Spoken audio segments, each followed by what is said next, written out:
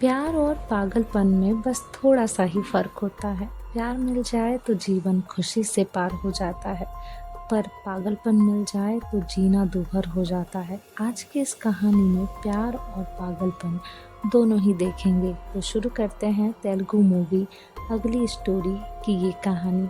शुरू में दिखाया जाता है कार्तिक अपने घर में बैठा हुआ है। पूरा घर बिखरा पड़ा है और चारों तरफ खून ही खून पड़ा हुआ है। फिर दिखाया जाता है उसकी वाइफ नेहा को कोई इस तरह खींचता हुआ ले जा रहा है जैसे कि उसकी मौत हो चुकी है। फिर वहाँ पुलिस आ जाती है। पुलिस इंस्पेक्टर चित्रा और उनके साथी घर के अंदर आके हैरान हो जाते हैं और कार्तिक को पूछताछ के लिए थाना लेकर चले जाते हैं। अब कहानी कुछ साल पीछे चली जाती है, जहां इस सब की शुरुआत हुई थी। कहा जाता है कार्तिक नाम का ये लड़का नेहा के साथ जबरदस्ती करता है, इसलिए नेहा इसे बिल्कुल पसंद नहीं करती और हमेशा दूर ही रहना चाहती है। नेहा एक स्कूल टीचर है। बाहर से देखने से तो ये शांत और खुशहाल लगती है, पर अंदर ही अंदर घुटती रहती है। और कार्तिक एक आईटी कंपनी में काम करता है, पर काम के समय भी वो नेहा के फोटो को ही ढूंढता रहता है।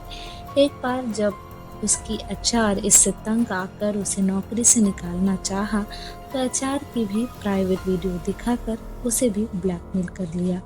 इससे ये पता लग जाता है कि कार्तिक बहुत ही चालाक और खतरनाक इंसान है। एक शाम जब वो अपने दोस्तों के साथ बार में बैठकर शराब पी रहा था, तब एक लड़की आकर उसे रिझाने की कोशिश करती है, जो कार्तिक को पसंद नहीं आता, और वो गुस्से में आकर उस लड़की को थप्पड़ मार देता है। उसके दोस्त हैरान हो जाते हैं। तभी एक दोस्त मजाक में कहता है कि घर में कुछ ज्यादा ही परेशानी चल रही है, तभी बाहर गुस्सा निकल रहा है। बस क्या था, इसे सुनकर कार्तिक का गुस्सा बढ़ जाता है और उसे लगता है कि वो सब नेहा को ताना मार रहे हैं और हाथापाई शुरू कर देता है। कार्तिक के बाकी दोस्त मिलकर लड़ाई को शांत करता है। तभी कार्तिक जाते जाते कहता है कि मैं एक ऑनेस्ट हस्बैंड हूँ और मैं अपने पत्नी के बारे में कुछ भी नहीं सुनूंगा। लड़ाई झगड़ा करने के बाद कार्तिक अपने घर आता है और जोर जोर से बेल बजाता है। नेहा मिट्टी की मूर्ति बनाने में व्यस्त रहती है, वो ध्यान नहीं देती। फिर घर के नौकरानी रानी दरवाजा खोलती है। कार्तिक सोफा पर आकर बैठ जाता है और आइस पैक मांगने लगता है। नेहा फिर भी ध्यान नहीं देती। फिर एक बार रानी आइस पैक लाकर दे देती है, जिससे कार्तिक और गुस्सा हो जाता है। फिर कार्तिक एस्ट्रे मांगने लगता है। इस बार भी नेहा ध्यान नहीं देती, पर इस बार कार्तिक कहता है, अगर तुम मुझे एस्ट्रे लाकर दोगी तो आज रात को मैं तुम्हें अपने कमरे में अकेले सोने दूंगा। ये सुनकर नेहा एस्ट्रे ढूंढने लगती है।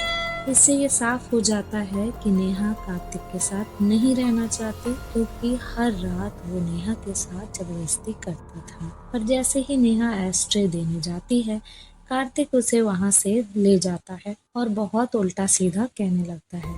फिर उसकी नजर नेहा के हाथ में बने टैटू पर पड़ता है, जिसे देखकर कार्तिक का गुस्सा बढ़ जाता है। टैटू में लिखा था गौतम नेहा, और वो सिगरेट से टैटू को जलाने लगा। नेहा दर्द से चिल्लाने लगती है, पर कार्तिक को कोई फर्क नहीं पड़ता। वो नेहा को धक्का देकर वहाँ से चला जाता है। नेहा अपने हाथ का वो टैटू देखते हुए अपने अतीत की यादों में खो जाती है। नेहा बचपन में अपने नानी के साथ गाँव में रहती थी, जहाँ गौतम उसका सबसे अच्छा दोस्त था। दोनों साथ स्कूल जाते, साथ खेलते और हमेशा साथ ही रहते थे। पर नानी के देहांत के बाद नेहा के मामा उसे अपने साथ शहर ले आए। शहर आते समय नेहा और गौतम बहुत रोए। गौतम ने कहा बड़े होकर वो नेहा को जरूर ढूंढ लेगा। शहर आकर नेहा अपने मामा के बेटे कार्तिक से मिली। पहली नजर में तो वो नॉर्मल लग रहा था, पर धीरे धीरे नेहा को पता लग जाता है कि उसकी हालत ठीक नहीं है, कुछ अजीब है। बचपन में ही उसकी माँ की मौत हो गई थी और पिता काम में व्यस्त रहते थे। अकेलेपन में वो डिप्रेशन में जा रहा था। उसके पास एक गुड़िया थी, जिससे वो ऐसे बात करता था कि कोई इंसान हो। डॉक्टरों का कहना था कि कार्तिक गहरे मानसिक अवसाद की तरफ जा रहा है, इसलिए उसका बर्ताव नॉर्मल नहीं रह रहा है। इस बात को कार्तिक के पिता ठीक से समझ नहीं पाते। नेहा के आने के बाद अब कार्तिक गुड़िया के साथ बात नहीं करता, बस नेहा के साथ ही रहता है। उसके पिता को लगता है कार्तिक अब ठीक हो गया है। समय बीतता चला जाता है और दोनों ही बड़े हो जाते हैं।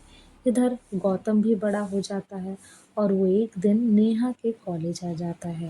इससे नेहा बहुत खुश हो जाती है, दोनों की दोस्ती बढ़ती है और प्यार में बदल जाती है। इसी बीच नेहा ने अपने हाथों पर गौतम और नेहा के नाम का टैटू बना लिया।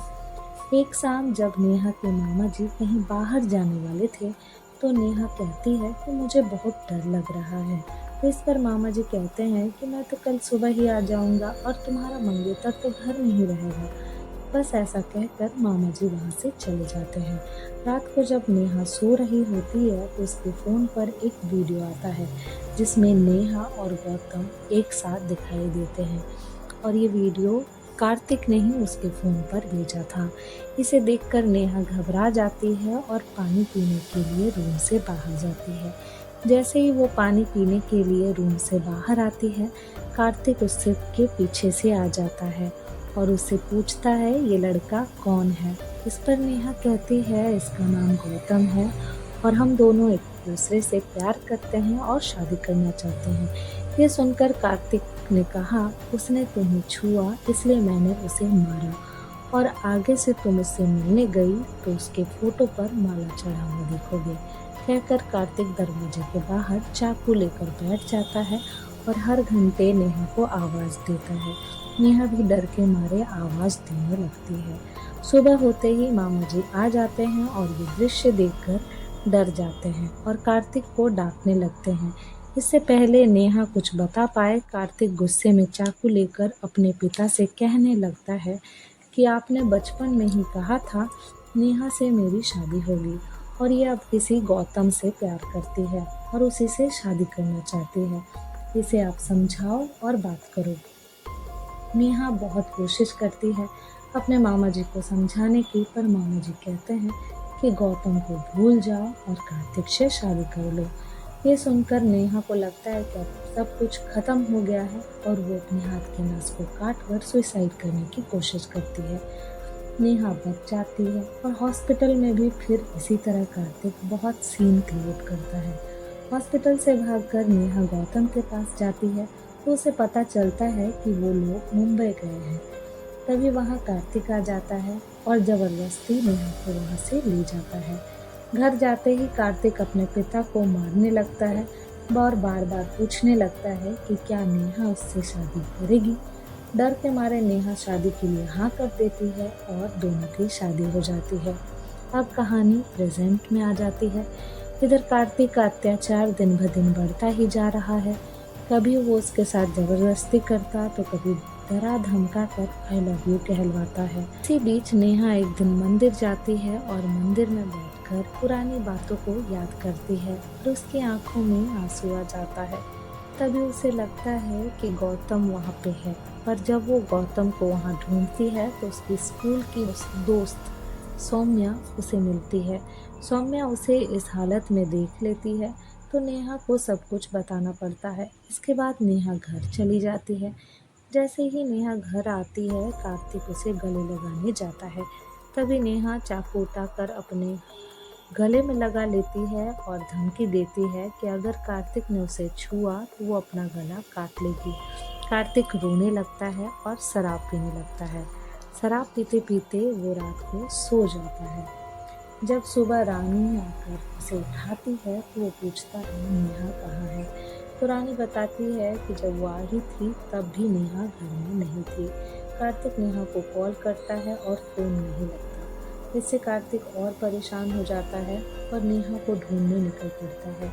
वो नेहा को हर जगह ढूंढता है और ना मिलने पर वो लोगों के साथ बहुत ही अजीब बर्ताव करता है। ऐसे ही एक हफ्ता बीत जाता है। नेहा के न मिलने से कार्तिक दिन भर नशे में डूबा रहने लगा। जब उस दिन रानी काम करने आई तो कार्तिक उसे नेहा समझकर प्यार करने लगा, पर जैसे ही रानी कहती है कि साहब आप मुझसे इतना प्यार करते हो, पहले क्यों नहीं बताया, तभी उसका भ्रम टूट जाता है और वो रानी को वहाँ से भगा देता है। इसी बीच लगभग एक हफ्ता बाद नेहा वापस आती है। नेहा के वापस आते ही कार्तिक पूछता है कहाँ गई थी, मैं कितना परेशान था, क्या तुम्हें मुझसे प्यार नहीं। तभी नेहा जवाब देती है कि मैं सिर्फ गौतम से ही प्यार करती हूँ। ये सुनकर कार्तिक का गुस्सा बहुत बढ़ जाता है और गुस्से में वो शराब की बोतल नेहा के सर पे फोड़ देता है। नेहा के सर से खून निकलने लगता है और वो नीचे गिर जाती है। इसके बाद कहानी एकदम शुरू में चली जाती है, जहाँ कार्तिक को पुलिस थाना लेकर जाती है। थाने में उसे बहुत मारती है और पूछती है नेहा कहाँ है और उसके साथ तुमने क्या किया। कार्तिक कुछ भी नहीं बता पाता। तभी नेहा की फोटो नीचे गिर जाती है और कार्तिक फोटो को उठाकर सहलाने लगता है। इसी बीच फोटो किसी तरह फट जाती है। फोटो के फटते ही वो पुलिस वाले को पागलों की तरह मारने लगता है, जिससे ये प्रूफ हो जाता है कि कार्तिक की मानसिक हालत ठीक नहीं है, वो मानसिक रूप से बीमार है और कोर्ट उसे मेंटल असाइलम भेज देती है इलाज के लिए।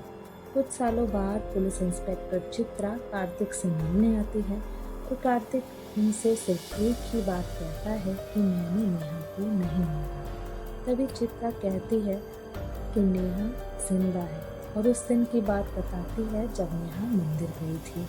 उस दिन वहाँ पे गौतम और चित्रा भी सौम्या के साथ थे।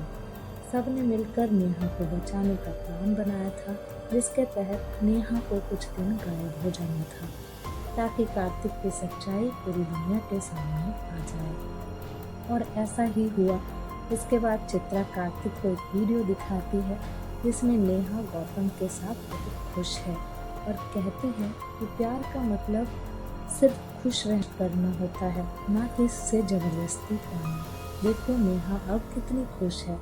चित्रा के जाने के बाद कार्तिक की नज़र एक गुड़िया पर पड़ती है, जो बिल्कुल कार्तिक की गुड़िया की तरह है। कार्तिक गुड़िया को उठा लेता है और अपने भ्रम की दुनिया में वापस चला जाता है।